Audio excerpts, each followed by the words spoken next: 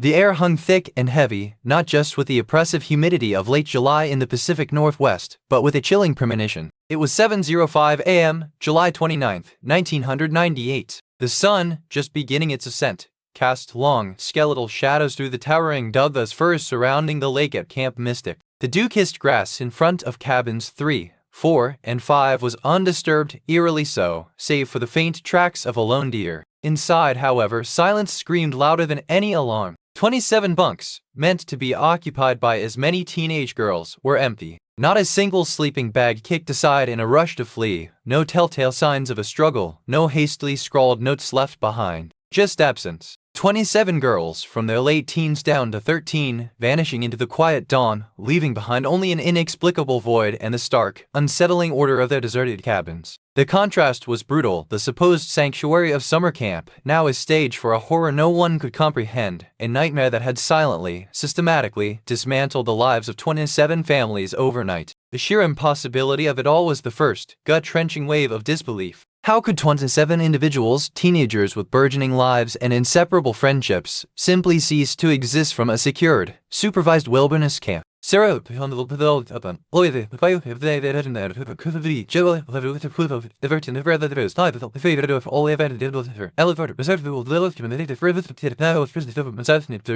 Their routines were structured, their locations monitored. They had been at a campfire session the night before, sharing stories by the lake, under the watchful eyes of counselors. What happened between the dismissal of that campfire around 8 p.m. and the 7 a.m. roll call was a terrifying blank. No witnesses, no alarms, no signs of forced entry anywhere. 27 girls, gone. It wasn't just a missing persons case, it was an unraveling of reality itself, a mystery on a scale that defied rational explanation, leaving the camp staff and, soon, the world, grasping for answers that simply weren't there. The unanswered questions began to snowball, each one more chilling than the last. Where did they go? How did they go? And why all at once? The camp directors, Mrs. Gable among them, were bewildered, their initial frantic searches of the immediate campgrounds yielding nothing but the vast, indifferent silence of the Olympic Peninsula's ancient forests. Sheriff Brody, a man of practicality unsuited for the surreal, was soon overwhelmed. His initial theories, a mass runaway, a prank gone awry, a tragic accident, felt increasingly hollow. The vastness of the terrain was a formidable opponent, swallowing any faint trails, its dense undergrowth and treacherous ravines offering an impenetrable veil. Rumors, as they always do in such isolated places, began to surface, whispers of local legends, unsettling folklore the girls themselves might have been drawn to. But these were whispers against the deafening roar of 27 missing girls, a tragedy that promised revelations far more disturbing than any earthly explanation, suggesting secrets buried deeper than any physical search could uncover. The impact was immediate and devastating, rippling outwards to shatter the lives of 27 families. Imagine Sarah Miller's parents, their recent divorce already a chasm, now united in a grief so profound it threatened to consume them. Picture Chloe Davis's single mother, her world built around her quiet daughter, now left with only the echoes of her sketches and an unbearable silence. Jessica Lee's ambitious family, their future plans irrevocably altered, grappling with the baffling disappearance of their star athlete. Maya Patel's parents, her intellectual curiosity now a painful reminder of the questions she'd never get to ask. Emily Carter's family, torn between relief that her younger sister was safe and terror over Emily's fate, her absence a gaping wound. These weren't just statistics, they were daughters, sisters, friends, each with unique dreams and a future stolen. The collective devastation was immense, a community fractured by an event of unfathomable scope, leaving behind a vacuum of pain and a desperate, unending search for truth. This is not the worlds. It's over there. What unfolded at Camp Mystic that week in July 1998 shattered the perceived safety of youth and the wilderness. We need to understand how this happened, what truly transpired, and why the answers would prove more horrifying than anyone could have imagined. What were the firefighters looking for when their search led them to a discovery that shocked everyone? Stay with us as we delve into the mystery of Camp Mystic and bring you the full, unsettling truth. What do you think happened to the girls? Please share your thoughts from where you're watching. Sarah Miller, at 16, was a whirlwind of controlled energy, her auburn hair often pulled back into a practical ponytail, framing a face that was both determined and kind. She possessed a quiet strength, a planner in a world that often felt chaotic, especially since her parents' divorce had fractured their once stable home. Her younger brother, Leo, only 10, was the center of Sarah's universe, and she'd taken on a nurturing role that often belied her age. Her own dreams of becoming a veterinarian momentarily deferred to ensure his happiness. Chloe Davis, 15, was a whisper of a girl, her frame delicate as a willow branch, her dark hair a curtain that often obscured eyes that held a deep,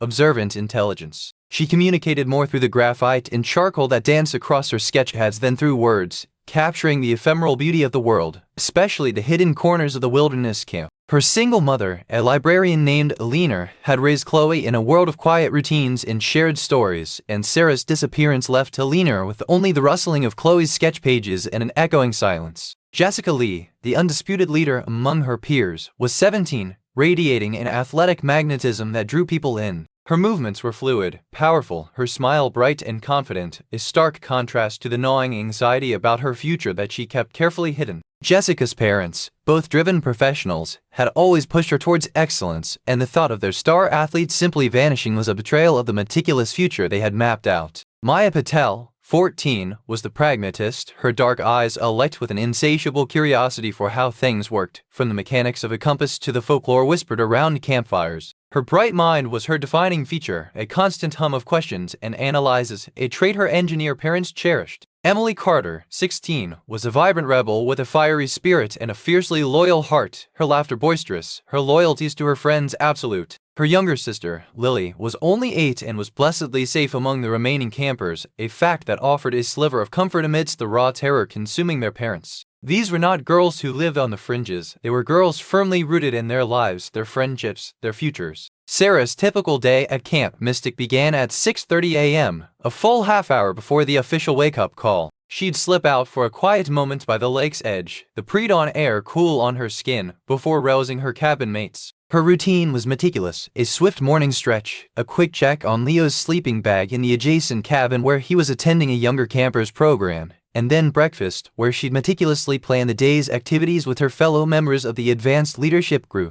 Chloe, meanwhile, would rise with the sun, drawn by the light. Her mornings were dedicated to capturing the dawn's fleeting beauty, her sketchbook a silent companion. She'd often share these early sketches with Sarah, a quiet exchange of admiration before the day's structured activities began. Jessica's mornings were an extension of her competitive nature. She was always the first one ready for whatever challenge the day presented, her organized gear a testament to her preparedness. Maya, ever the analyst, would be reviewing her compass and map, charting potential routes long before the first whistle blew. Emily, the free spirit, would be caught between a desire for a few more minutes of sleep and the camaraderie of her friends. Her mornings, a blend of playful chaos and genuine affection, often teasing Sarah for her over-preparedness. Their shared moments, though varied in their individual beginnings, converged at breakfast and the subsequent daily briefings, a tapestry of young lives about to embark on a journey together. Sarah's defining character trait was her unwavering sense of responsibility, a trait instilled by her mother and amplified by her father's absence. She believed in duty, in showing up, in protecting those she cared for. Her friends often relied on her calm demeanor and practical advice. Chloe's deep sensitivity, while sometimes perceived as shyness, fueled her artistic soul. Her empathy extended to the smallest creatures. She once spent an entire afternoon nursing a wren chick that had fallen from its nest. Jessica Lee's courage, both physical and moral, was legendary.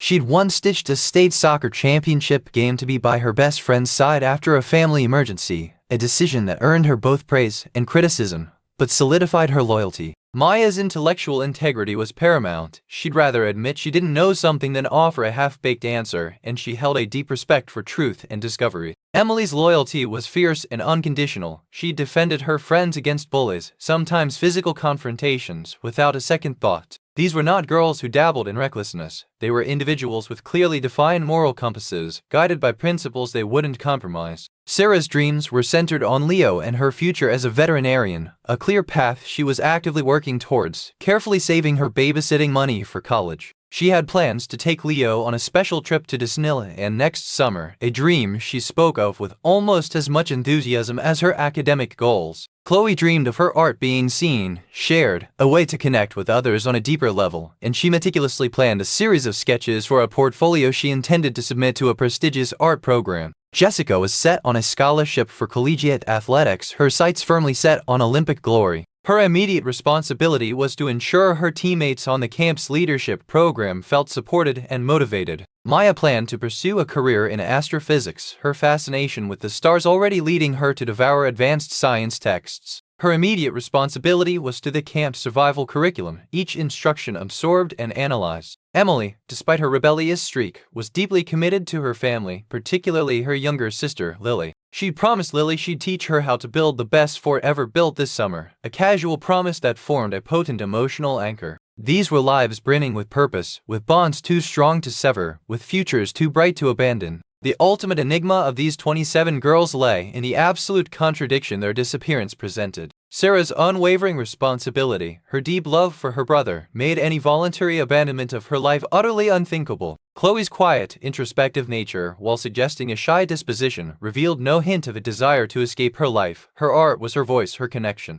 Jessica, the confident leader, had no history of running from challenges, only of facing them head-on. Maya, the rational intellect, was driven by logic and discovery, not by impulsive flight. Emily, for all her spirited rebellion, possessed a core of fierce loyalty, especially to her sister Lily. Vanishing without a trace was the antithesis of her protective nature. Furthermore, their shared disappearance was even more profoundly baffling. These weren't girls prone to shared delusions or coordinated mischief on such a massive, silent scale. They were individuals, each with her own social circle and future, yet bound by the serendipity of circumstance. The sheer disconnect between the vibrant, grounded young women they were and the inexplicable void they left behind made their vanishing feel like a tear in the fabric of reality itself, a mystery that deepened with every moment of reflection. The air in the Pacific Northwest, even in late July, carried a damp chill that seeped into everything at Camp Mystic. Situated on the rugged edge of the Olympic Peninsula, the camp was a jewel of rustic charm and profound isolation, cradled by the ancient,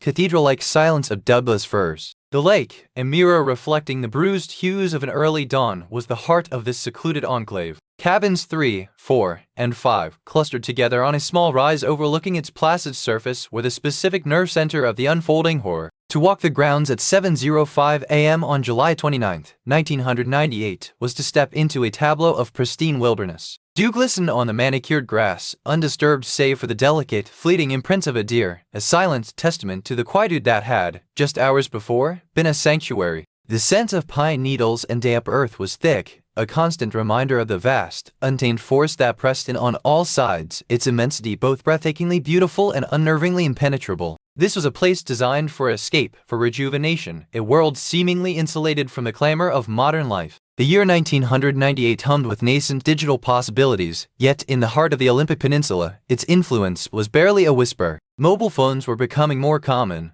but reception was a luxury, a signal lost somewhere between the paved highways and the winding gravel access road to Camp Mystic. For the girls here, a week of rigorous wilderness survival and leadership training was a deliberate disconnection from the burgeoning internet age, a return to simpler, more tangible skills. The social context of the late 90s was one of increasing parental supervision and caution, a marked contrast to the perceived recklessness of earlier decades. Yet, Camp Mystic was marketed as a secure, structured environment, a place where teenage girls could forge independence under watchful eyes. The national mood was one of pacifism, a post-Cold War era generally free from immediate global anxieties, but the very isolation that made Camp Mystic appealing also rendered it vulnerable, a path of affinity where the distance from the world could be easily ignored, and where any rupture in the fabric of normalcy would be amplified by the sheer distance from aid. Within this isolated expanse, the community of Camp Mystic operated on its own rhythms. Counselors, mostly college students eager for summer employment, formed a superficial hierarchy with the camp directors, primarily Mrs.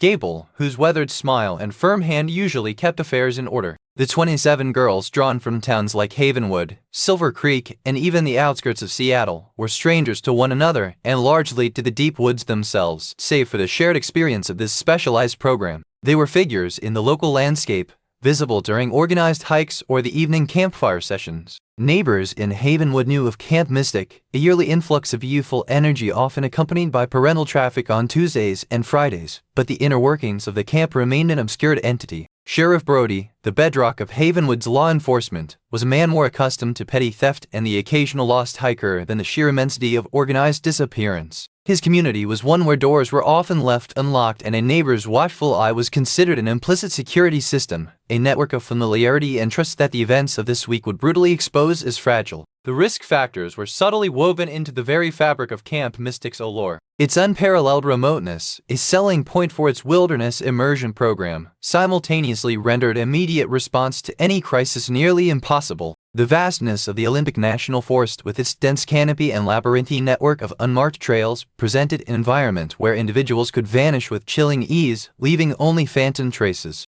Local folklore, a tapestry of indigenous legends and whispered tales of unsettling occurrences predating the camp's establishment, permeated the atmosphere, a low hum beneath the surface of an enforced structure. The ancient cedar tree near the perimeter, with its gnarled branches and an aura of primal silence, was a place many campers avoided, sensing an intangible unease. There were also the subtle moments within the group itself, the inherent vulnerability of adolescence, the unspoken anxiety about the future, the desire for belonging, and the burgeoning curiosity about the very mysteries the wilderness held, all elements that could be exploited deliberately or otherwise in a setting so divorced from conventional safety nets. The orderly cabins, the structured routines, the carefully planned leadership exercises, all of it was an illusion of control, a thinly veiled veneer of safety spread over a primal landscape. Sarah Miller's meticulous planning, Chloe Davis' artistic observations, Jessica Lee's confident strides, Maya Patel's analytical mind, and Emily Carter's spirited defiance were all facets of lives grounded in an apparent sense of security. They were girls accustomed to the predictable flow of days, to the comforting constancy of their routines.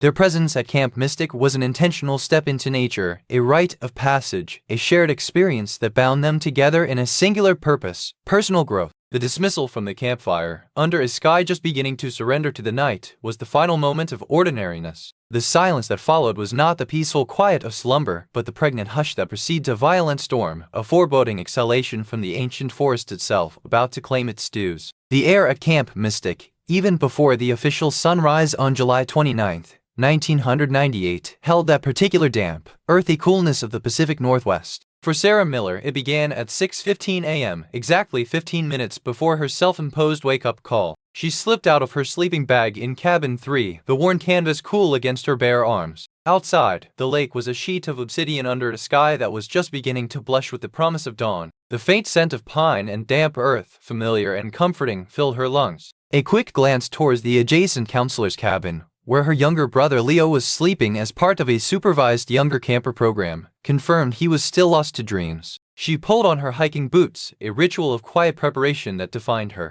5 cabins over, in cabin 5, Chloe Davis was already awake, not stirred by an alarm, but by the encroaching light. 15 years old, she lay listening to the gentle rustle of leaves and the distant chirping of birds. At 6:30 a.m., she'd rise, unroll her sleeping bag, and retrieve her sketchbook, a constant companion. Her dark hair, usually a curtain, was already fanned out on her pillow. She thought of her mother, Eleanor, and the quiet library shelves they shared, and a pang of homesickness quickly dismissed flickered. Jessica Lee, the 17-year-old sparkplug of cabin 4, was invariably up by 6:45 a.m. Her athletic gear was already neatly laid out, a testament to her organized drive. She stretched, feeling the familiar elasticity in her muscles, already mentally running through the day's challenging leadership exercises. Her future, a glittering scholarship for college athletics, felt within reach. Jessica's parents had drilled into her the importance of preparation. She wouldn't let them down. Meanwhile, Maya Patel, a pragmatic 14-year-old in cabin 3, was jolted awake by the insistent chirping of a bird just outside her screen window at exactly 6:40 a.m.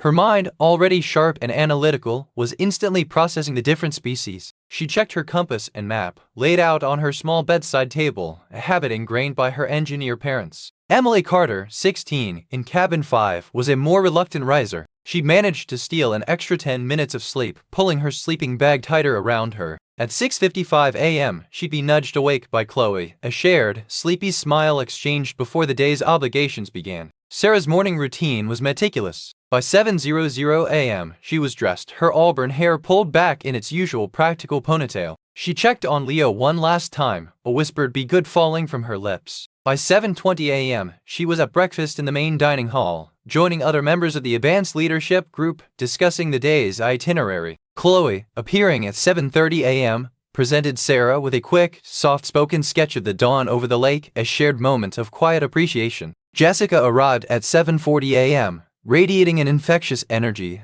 already rallying her cabin mates for an impromptu pre-breakfast jog. Maya, ever the observer, sat at a corner table, dissecting the camp's daily schedule, her thoughts already on the orienteering challenge. Emily stumbled in around 7:50 a.m., accepting a playfully admonished glance from Mrs. Gable before joining her friends, her laughter echoing as she recounted a dream. Their last full breakfast together was punctuated by the usual banter, plans for future adventures, and the shared anticipation of a day spent honing their wilderness skills. The air was thick with youthful optimism. No one noticed the slight, almost imperceptible shift in the forest silence after the counselors called for the morning assembly at 8:05 a.m. The day unfolded with a practiced cadence. At 9:00 a.m., the 27 girls, divided into smaller teams, participated in a challenging navigation exercise, their instructors observing their progress. Sarah's team, with her at the helm, meticulously followed their map, her focus unwavering. Chloe's observational skills shone as she sketched the unique flora encountered during their trek, capturing the nuanced details of the forest. Jessica led her group with unflagging enthusiasm, her athletic prowess evident in every step. Maya meticulously documented their findings, testing hypotheses about terrain and weather patterns. Emily, surprisingly focused for her usual demeanor, ensured her assigned partner, a quieter girl named Sarah, was keeping pace. By 1:00 p.m., they reconvened for lunch, sharing stories of their morning's progress. The afternoon brought a wilderness survival workshop, where they learned knot tying and fire starting techniques. The last known communication among them was scattered in mundane. Sarah's quick test to Leo at 3:30 p.m. about a particularly interesting bird she'd seen, Jessica's excited call to her parents at 4:00 p.m. about her progress in leadership, and Maya's brief email to her brother at 4:45 p.m. about a fascinating geological formation. The final documented moments of the 27 girls unfolded seamlessly from their busy day. At 7:00 p.m., they gathered for their final scheduled activity, a campfire storytelling session by the lake. The fire cast flickering shadows on their faces, illuminating a panorama of youthful engagement. The last confirmed sighting of the entire group was at 8:15 p.m. as Mrs. Gable officially dismissed them, reminding them of the 10:00 p.m. lights out. Sheriff Brody's deputies, who were conducting a routine perimeter check that evening, noted the visible lights in cabins 3, 4, and 5 around 9:00 p.m., the usual signs of campers settling in. They saw no unusual activity, heard no disturbances. The forest pressed in, beautiful and silent, holding its breath. By 7:00 a.m. on July 29th, the counselors' frantic calls for roll call went unanswered in cabins 3, 4, and 5. Silence, heavy and absolute, was the only reply. The beds were made, or at least, the sleeping bags were undisturbed, as if no one had slept there at all. The dew-kissed grass outside remained pristine, save for the faint, ethereal tracks of a lone deer. Sarah's backpack sat neatly by her bunk. Chloe's sketchbook lay open on her bedside table. Jessica's perfectly folded uniform was on her chair. Maya's compass rested on her map, and Emily's favorite worn frisbee lay on an unoccupied bunk. The transition from ordinary morning to inexplicable void was instantaneous and absolute, leaving behind only the stark, unsettling order of their deserted cabins, the tangible proof that yesterday these girls had lived, breathed, and planned, and today they were simply gone. The chill in the air suddenly felt less like the humidity and more like an invading dread. The quiet dread began to settle in cabin 3 around 7:15 a.m., a full hour before the official bugle call for breakfast. Sarah Miller's bunk was eerily undisturbed, sleeping bag neatly rolled, although she was not in it. A quick, uncharacteristic bypass of her usual check on Leo in the neighboring cabin, coupled with her absence from the early morning lake ritual, immediately sent a jolt of unease through her cabin mates. By 7:30 a.m., when Sarah still hadn't materialized for breakfast, the whispers began to grow. Across the camp,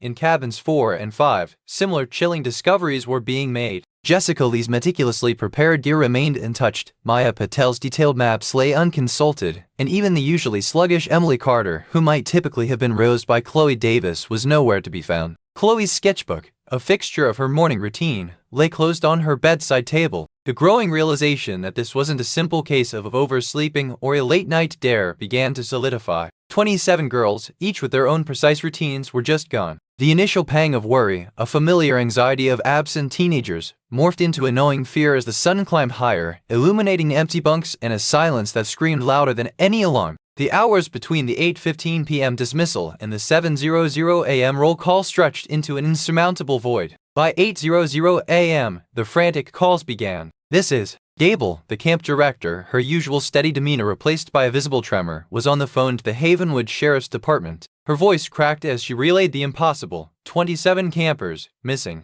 Sheriff Brody, a man whose previous caseload had consisted of stray dogs and the occasional unruly camper, was immediately skeptical. "Mrs. Dable, are you sure? Teenagers, sometimes they explore. Perhaps they are just out for an early hike." But the sheer, simultaneous absence of so many, from separate cabins no less, pressed against his practiced disbelief. He asked for descriptions, clothing specifics, last seen locations. "They were all at the campfire last night," Mrs. Dable choked out, her words tumbling over each other. "Dismissed at 8:15 p.m. They were supposed to be in their cabins by 10. We checked the perimeter, the lake, nothing. No signs of struggle, nothing disturbed in the cabins. It's like they just evaporated." The dispatcher's calm, procedural questions about runaway scenarios were met with Mrs. Dable's increasingly desperate assertions that this was unlike anything they had ever seen. When the first parent, Sarah Miller's mother, frantically called at 9:00 a.m., having driven to the camp after Sarah didn't check in via their prearranged noon phone call, Sheriff Brody knew this was no ordinary missing persons case.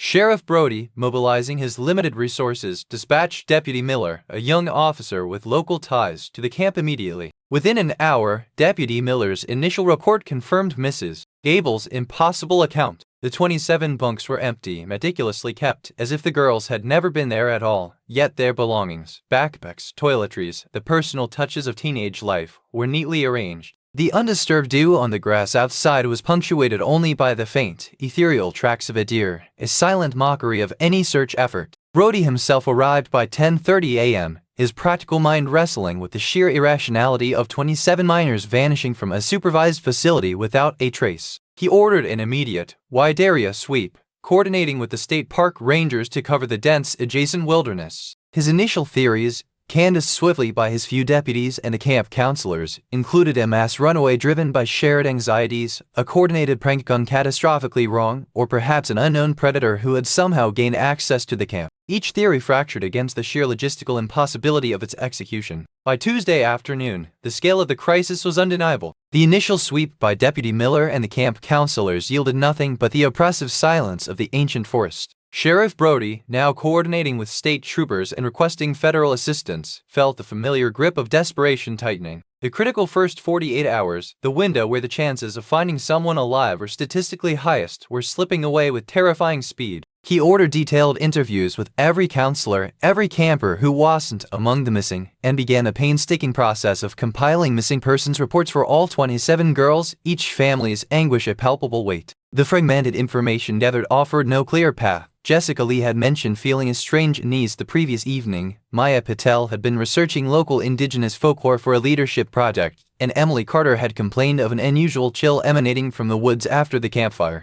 These were mere whispers against the deafening silence of 24 vanished lives. The initial investigation had brought no definitive answers, only a growing mountain of unanswered questions and an overwhelming sense of futility. The extensive ground search, utilizing K-9 units and helicopter spotlights, could not penetrate beyond a few hundred yards into the dense tree line before the terrain became too treacherous and visibility plummeted. The theories of runaway and prank were rapidly replaced by chillingly plausible scenarios of abduction. Though without any ransom demands or clear suspects, the motive remained utterly elusive. The media descended, their initial interest in a local disappearance quickly escalating into national headlines as the scope of the mystery became apparent. Sheriff Brody found himself fielding calls from FBI liaisons, their professional detachment a stark contrast to the raw panic gripping Havenwood. The sheer number of missing girls, the pristine yet sinister nature of their vanishing, and the complete absence of any physical clues meant that the case was already shaping up to be the most complex and disturbing of his career, a chilling testament to the secrets the wilderness could hold. The dawning realization that not one,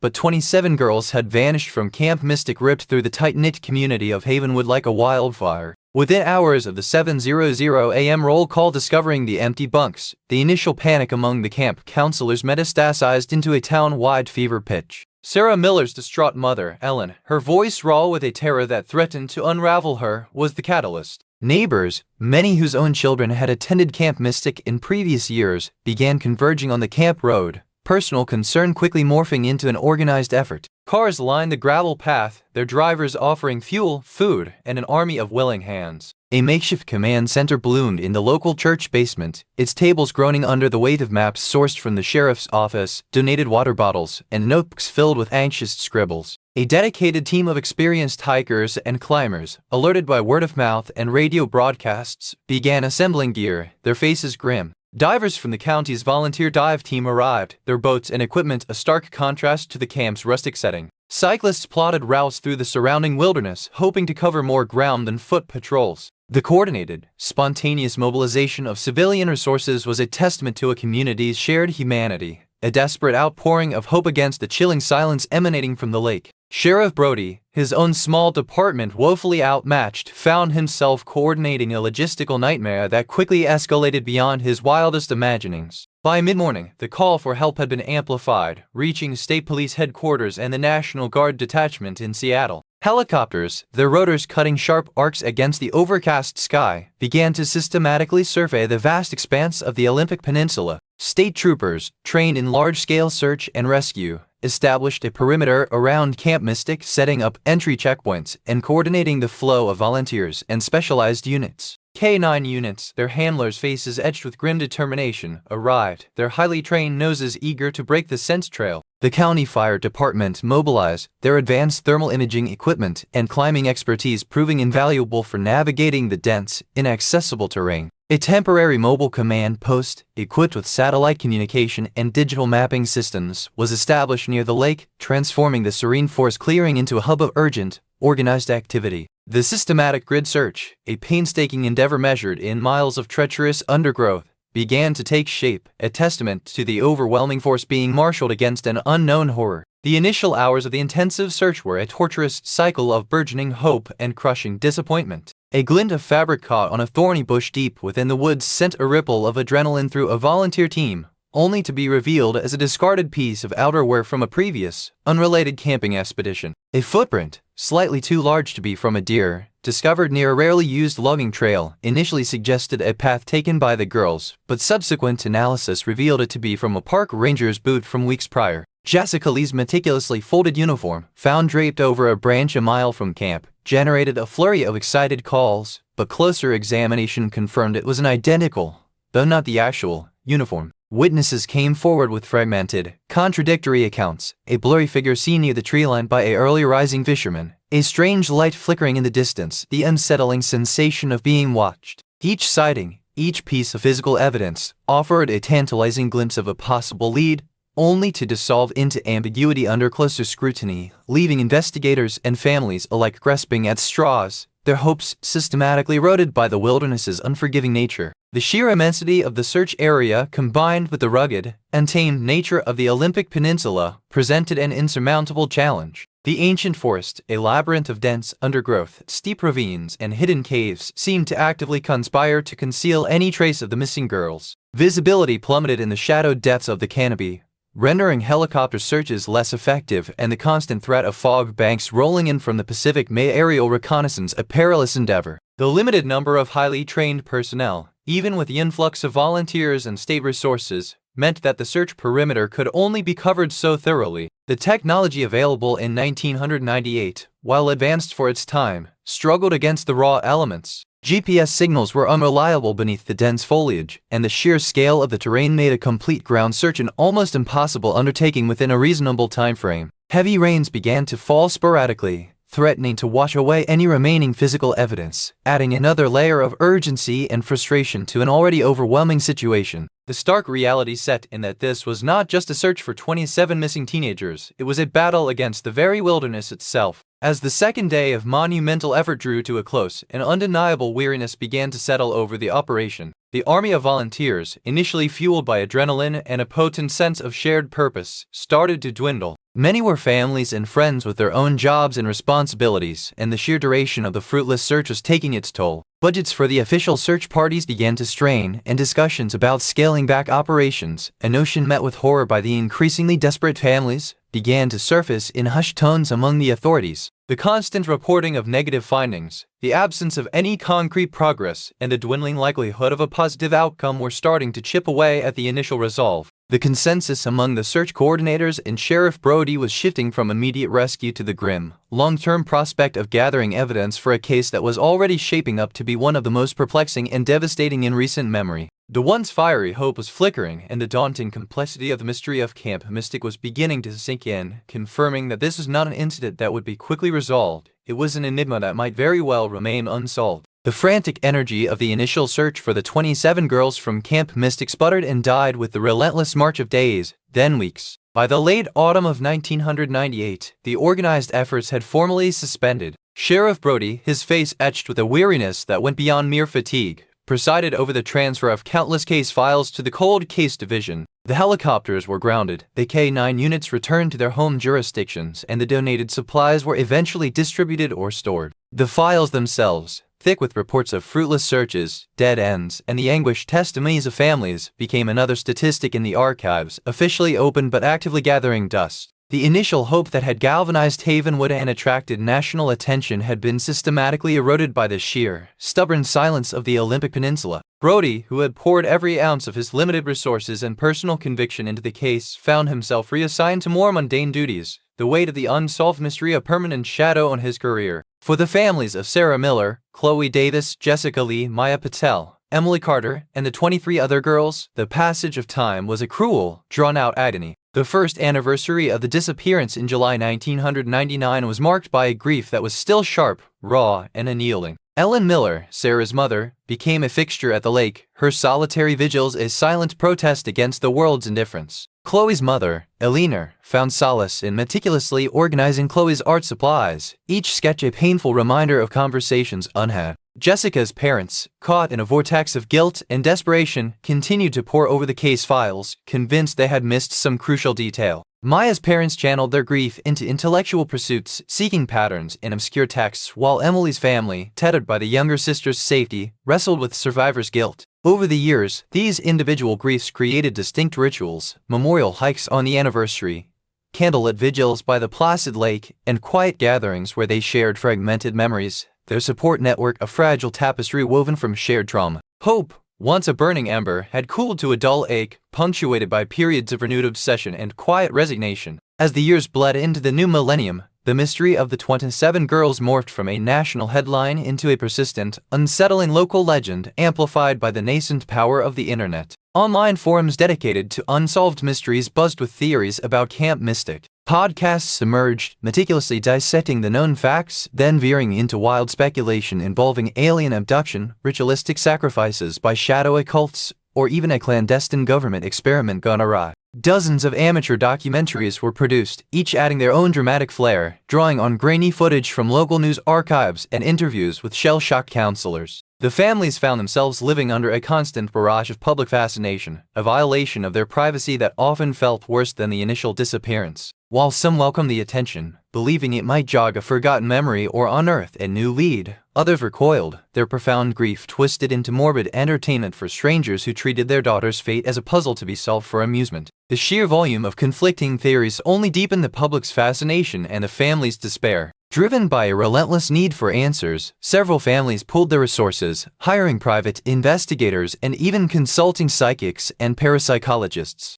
These efforts, while offering fleeting moments of renewed hope, invariably led to dead ends, exorbitant expenses, and further emotional turmoil. Some families organized their own search parties, venturing into the increasingly treacherous wilderness surrounding the camp, fueled by desperation and a dangerous disregard for their own safety. One group, convinced the girls had been abducted and held somewhere deep in the mountains, spent weeks camping in remote areas, their efforts yielding only scratches, bruises, and the gnawing realization of their own vulnerability. Psychics claimed to sense the girls' presence, offering cryptic visions of water and darkness, but these ethereal clues proved maddeningly unhelpful. The consistent pattern was one of escalating hope followed by crushing disappointment, a cycle that steadily depleted their emotional reserves and financial stability, leaving them more broken with each failed attempt at closure. The case of the Camp Mystic girls, once a sharp tragedy, began to soften around the edges, becoming a permanent fixture in the collective consciousness of the region. Camp Mystic itself, long shuttered and forgotten, became a whispered taboo, its name synonymous with an unsolvable enigma. New investigators would occasionally be assigned,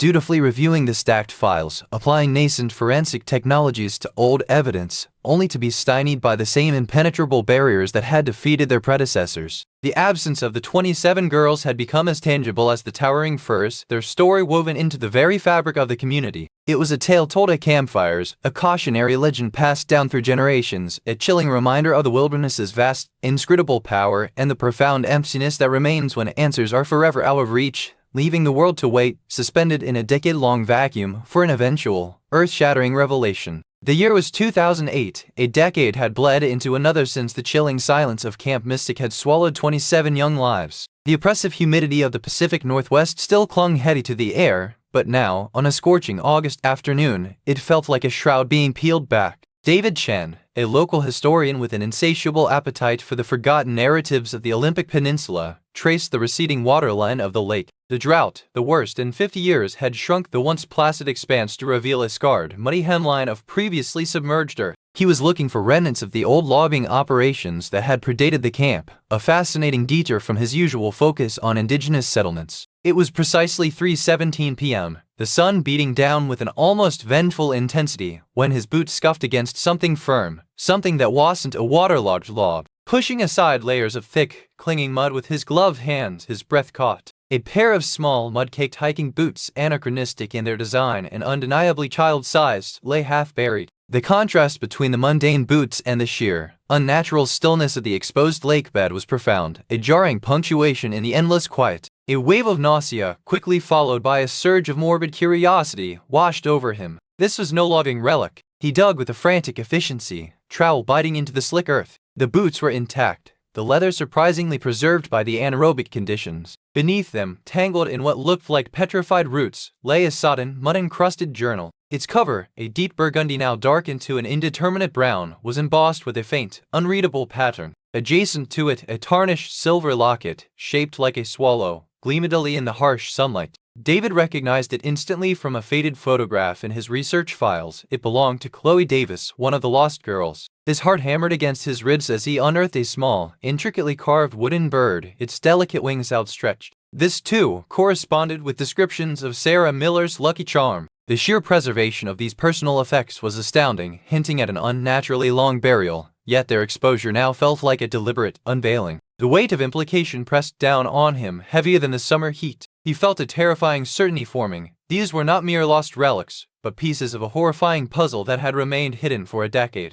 The discovery was too significant, too chilling, to be handled alone. David's trembling hands fumbled for his ancient flip phone, dialing the Havenwood Sheriff's Department. Deputy Adams, a fresh face in a department still haunted by the Camp Mystic case, arrived within 30 minutes, his initial weary skepticism rapidly dissolving as he surveyed the scene. He carefully bagged the boots, journal, locket, and bird, his movements precise to avoid contamination. The sheer number of personal items, all belonging to different missing girls, immediately suggested more than just isolated loss around the lake. He radioed Sheriff Brody, now the chief of the department, his voice tight with a mixture of professional duty and dawning dread. Brody, having never truly let go of the Camp Mystic files, felt the old chill creep back into his bones. He ordered the area secured, requesting the state police and the medical examiner's office, specifying that all evidence should be treated as potentially related to a decade-old cold case of unprecedented scale. The verification process began immediately.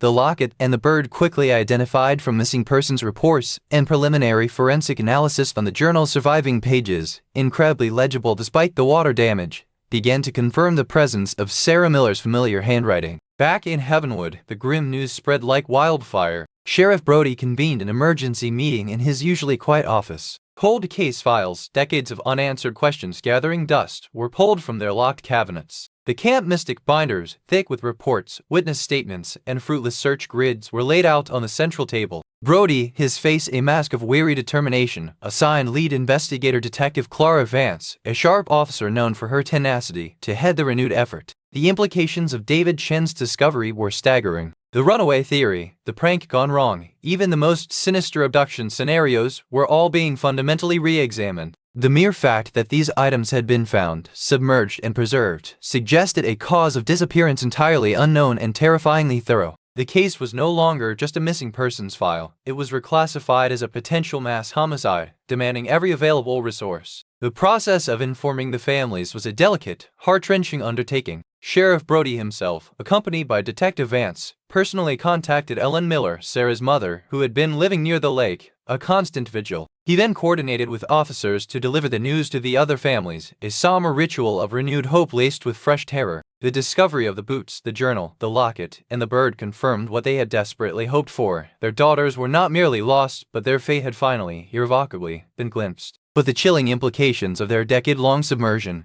the undisturbed state of the items, and the sheer location of their retrieval all hinted at a truth far more horrific than anyone had dared to imagine. The community of Havenwood, which had never truly healed from the original tragedy, was plunged back into a state of anxious anticipation. The silence of the lake had finally been broken, but what it revealed was the precursor to an even more devastating truth, one that promised to rewrite everything they thought they knew. The discovery on the dried lake bed of Camp Mystic sent shockwaves through the Havenwood Sheriff's Department, transforming a decade-old cold case into a full-blown, active homicide investigation. Sheriff Brody, now Chief Brody, convened an emergency meeting in his cramped office. Flanked by Detective Clara Vance, a sharp investigator with a reputation for unflinching thoroughness, and Dr. Eris Thorne, a forensic anthropologist whose meticulous work had been instrumental in identifying the skeletal remains, they presented the irrefutable evidence: the preserved boots, the locket, the wooden bird, and crucially, the mass grave containing 27 sets of remains, unmistakably those of the missing girls. Modern forensic technology, unavailable in 1998, was now being deployed with relentless precision.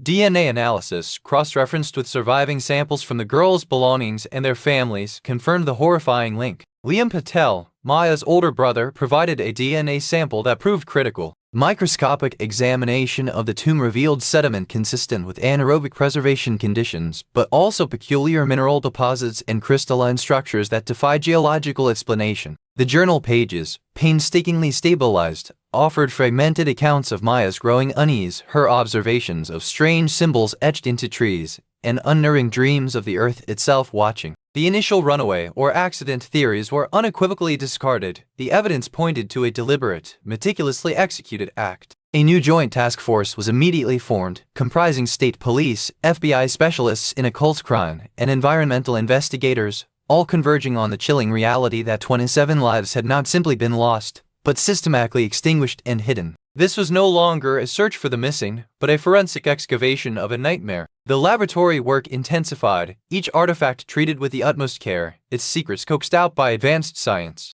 Thorne's team processed the skeletal remains, cataloging injuries that were not blunt trauma or penetrating wounds, but rather a peculiar cellular degradation, as if the very life force had been leached from their bodies. The minerals identified in the grave were unique, not native to the immediate geological strata of the Olympic Peninsula, suggesting an external, unnatural incorporation. The journal, despite its water damage, yielded microscopic traces of dried herbs and organic compounds unlike anything commonly found in the region, remnants of what Maya Patel had described as nightly rituals in her later entries, which she initially dismissed as teenage fancifulness. Fingerprint analysis of the locket and the wooden bird confirmed their ownership by Chloe Davis and Sarah Miller respectively, but also revealed partial, smudged latent prints of an unknown individual on the journal's cover, distinct from Maya's. Temporal analysis of the preservation environment placed the burial of the remains with a high degree of certainty to the night of the disappearance in 1998. While no identifiable DNA was recovered from the smudged fingerprints, a microscopic analysis of the journal's paper revealed faint, but distinct impressions of what appeared to be a stylus or quill unlike modern pens, hinting at an ancient method of inscription.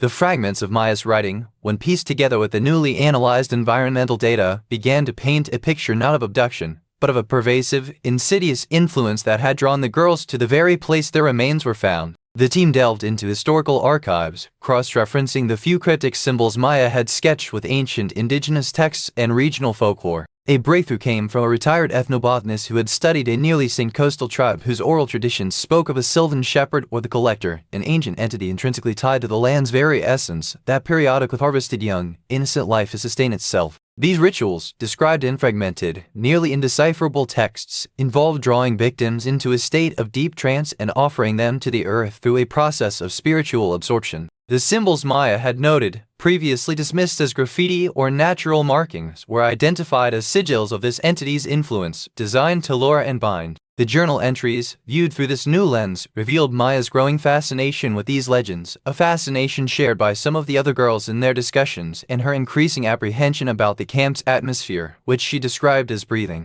The unusually old cedar tree near the camp's perimeter, mentioned in Maya's notes as a place of unsettling quiet, was identified by Dr. Thorne's team as a geologically unique nexus point, showing unusual energy readings and a concentration of the same anomalous minerals found in the grave. Suddenly, Sarah Miller's uncharacteristic pause in her routine, Chloe's late-night, artistic observations, Jessica's outward confidence masking an inner turmoil, Emily's defiance, and Maya's intellectual curiosity all converged. They weren't deviations, but predispositions that the entity had exploited, drawing them toward their horrifying collective fate. The evidence coalesced to identify a perpetrator and cause that defied conventional human criminal analysis. The lack of human DNA on the journal, the nature of the cellular degradation on the remains, and the anomalous mineral composition in the grave all pointed away from a human killer in the traditional sense. Instead, the collective evidence from the journal, the historical texts, the unique geological properties of the site, and the nature of the girl's demise pointed to a singular, ancient entity and elemental force deeply rooted in the land itself as the cause. The entity, referred to in some local legends as the Earth's Embrace, had been awakened or amplified by the girl's collective fascination with the very folklore that warned of its existence, and perhaps by the camp's structure inadvertently mirroring ancient ritualistic patterns. Maya Patel's final, chilling entry described a collective drowsiness that overcame the group after the campfire, a communal trance from which they willingly,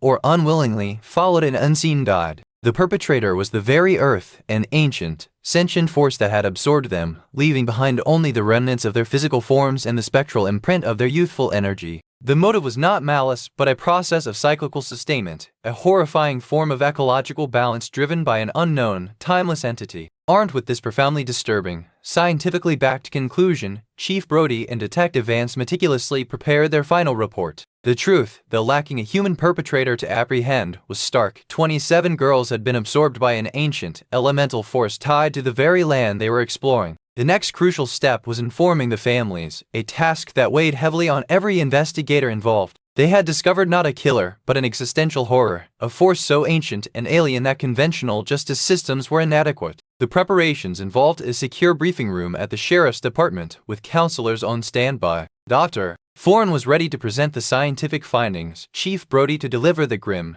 definitive truth. The world needs to know have had an idea, not just the facts, but the whole idea. A relation from the observer of the understanding of the dark history need to deal with the insulating forests. The final domino was about to fall, and the truth, however incomprehensible, was finally at hand. The meticulous extraction of the 27 sets of remains became a grim, almost ceremonial undertaking on the exposed lakebed. Dr. Thorne's team, working under the watchful eyes of Chief Brody and a phalanx of state troopers, meticulously catalogued each skeletal fragment. The unusual cellular degradation, a kind of ethereal decay, alongside the foreign mineral deposits and the faint, residual luminescence detected by specialized equipment, provided irrefutable evidence that this was no ordinary mass murder. Detective Vance, reviewing Maya Patel's journal entries for the final time, cross-referenced them with the archaeological data. The young girl's descriptions of the breathing earth, the unsettling energy emanating from the old cedar tree, and her increasingly vivid dreams of a consuming embrace now painted a coherent,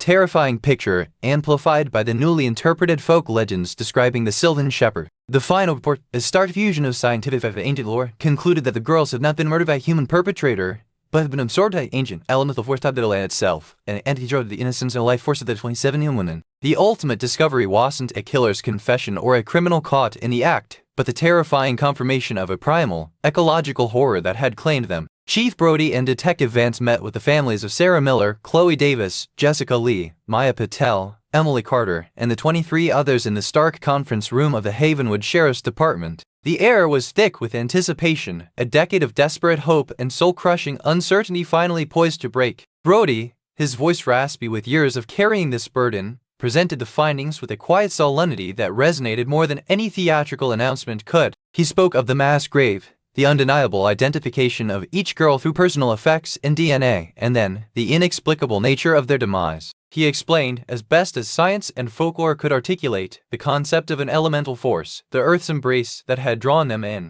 Ellen Miller, Sarah's mother, gripped her husband's hand tightly, her tears now silent, a profound relief warring with an unimaginable horror. Eleanor Davis, Chloe's mother, clutched a worn sketchbook, her sobs quiet, a cathartic release of pent-up grief finally finding an outlet. Jessica's parents, their faces etched with a decade of questioning, simply nodded, their gaze fixed on the floor, a dazed acceptance settling over them. Maya's brother, Liam, who had provided the crucial DNA sample, looked bewildered, grappling with the reality of his sister's fate, being so utterly divorced from human comprehension. Emily's family, those spared Emily's direct fate, were no less shattered by the confirmation and sheer terror of what happened to her. The truth was a devastating blow, but it was their truth, the answer they had longed for, offering a grim, unassailable closure that had eluded them for so long. The revelation brought immediate and significant consequences. Camp Mystic was permanently shut down, its grounds officially designated a protected, restricted area, monitored by both environmental scientists and a specialized government agency tasked with investigating unusual ecological phenomena. The town of Havenwood grappled with a newfound understanding of its own history, a palpable respect for the wilderness and its ancient, often unseen forces. While no human perpetrator could be brought to conventional justice, the camp's operators, whose negligence in ignoring historical warnings and failing to implement robust safety protocols had been thoroughly documented, faced extensive civil litigation, resulting in significant financial settlements for the families and the establishment of a national foundation for child safety in wilderness environments. Public understanding of the case shifted from a sensational missing persons story to a stark acknowledgement of the limits of human knowledge when confronted by the truly inexplicable. The widespread media coverage, though reigniting painful memories, brought a national awareness to overlooked historical data and the scientific study of anomalous events, fostering a greater sense of vigilance and respect for the natural world's hidden depths. In the years that followed, the Camp Mystic tragedy became a permanent, somber landmark in the collective consciousness of the region and beyond. The foundation established in the girls' names funded critical research into unexplained phenomena and significantly improved safety standards for outdoor youth programs nationwide. Annual memorial services were held at the lake, a poignant gathering of the families, now bonded by their shared ordeal, a community of sorrow and strength. Sarah Miller's mother, Ellen, championed educational programs on environmental awareness, while Chloe's mother, Eleanor, curated an art exhibition of recovered and replicated sketches, celebrating her daughter's unique perspective.